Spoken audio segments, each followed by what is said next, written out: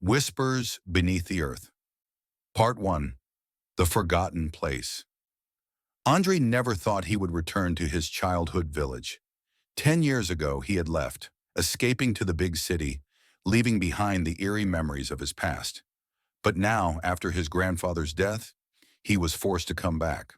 The village of Pidlin was small and nearly forgotten.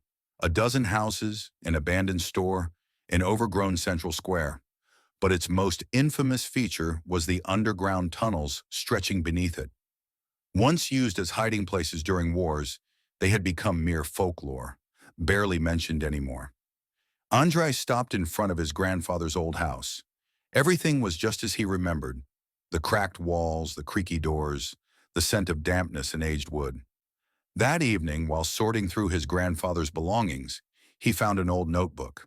Inside were pages filled with strange notes, almost like a confession. These tunnels are not just old, they wake up. I hear something moving down there, whispering. Those who hear it never return. Andriy sighed, assuming it was just the ramblings of an old man. Yet something about those words unsettled him. Part 2. The First Night. Late at night, Andriy woke up to a strange sound. It wasn't the wind or the creaking of the house.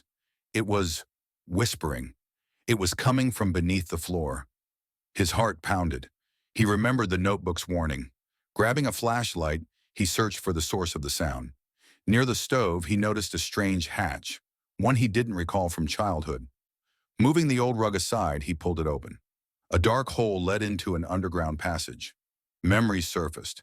His grandfather had forbidden him from going near the tunnels. Said they were dangerous. But now curiosity outweighed fear. Andriy took a deep breath, grabbed his flashlight, and descended. The tunnel was damp, narrow, and smelled of earth. The walls were lined with old bricks, cracked in places. But the most terrifying thing wasn't the darkness. It was the whispering. It echoed through the tunnel, wrapping around him like invisible hands crawling into his ears. It wasn't just noise. "You have returned. You are ours." Andriy flinched. The voice was inside his head. He quickened his pace, hoping to find an exit, something to explain this madness. Instead, he found something else. Names were carved into the tunnel wall. Among them was his grandfather's. Part 3. The Names of the Dead. Andriy swallowed hard, forcing himself to stay calm. Slowly, he ran his fingers along the engraved names. Some were familiar. They belonged to people who once lived in the village. People who had vanished. Then he saw his own name. Andriy Romanovich Stelmach. His breath caught. A joke? Did someone know he would return? Or had this been here for years? The whispers grew louder. The ground beneath him trembled. Something was coming. Part 4. Those who walk below. His flashlight flickered. A cold touch brushed against his hand. He recoiled, stepping backward. Figures emerged from the darkness. Pale, almost transparent, they moved slowly, dissolving into the shadows. Their eyes were empty, and their lips moved in silent murmurs. They were the lost ones, the ones whose names were carved into the walls. Andriy wanted to scream, but the sound stuck in his throat. He turned and ran, not knowing where he was going. The passage narrowed, the whispering intensified. Then he saw light. Part 5. The Escape. He burst out of the tunnel, gasping for air. The morning sun blinded him, but something was wrong. The village had changed. It was no longer abandoned. It was alive. People walked the streets, talking, laughing. The store was open. Andriy stood in shock. Was this an illusion? Or had he somehow traveled back in time? He approached a passerby, a middle-aged man with weary eyes. "Excuse me," Andriy said. "What year is it?" The man frowned. 1982. Andriy's knees nearly buckled.